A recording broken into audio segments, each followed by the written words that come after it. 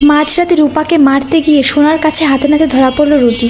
হ্যাঁ বন্ধুরা, আমরা এমনটাই দেখতে পাবো অনুরাগের 6 ধারাবাহিকের আগামী পর্বগুলোতে। রুটির কবল থেকে প্রাণে বেঁচে ফিরলেও পুলিশের সামনে মুখ খোলে না সোনা, সবটাই আড়াল করে যায় এবং সোনা রুটির ফাঁদে পড়ে রুটির কথাগুলো বিশ্বাস করে নেয় এবং মায়ের উপর জেদ করে সোনা ভাবে যে রুটি তাকে অনেক ভালোবাসে। রুটির আসল চেহারাটা আড়ালেই থেকে যায়।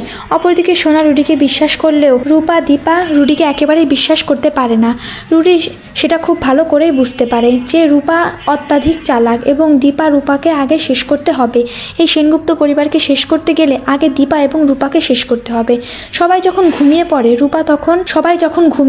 রূপা তখন একা নিজের ঘরে থাকে। তখন চুপি চুপি রূপার ঘরে যায় ওই রুটি এবং রুটির হাতে একটা ছুরিও থাকে। হঠাৎ সোনার ঘুম ভেঙে যায় এবং সোনা রুটিকে দেখতে পায় না।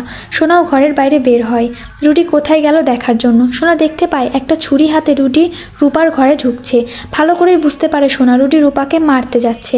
রুটি যখনই রূপাকে আঘাত করতে যাবে তখনই সোনা পাল্টা আঘাত করে রুটিকে এবং রুটিকে ভালো করে বুঝিয়ে দেয় যে সোনা তার পরিবারের কোনো ক্ষতি করতে দেবে না। তো বন্ধুরা, তোমরা এমনটাই চাও তো যে সোনা যেন রুটির কবল থেকে তার পরিবার এবং নিজেকে রক্ষা করতে পারে? কমেন্ট করে জানাতে ভুলো না।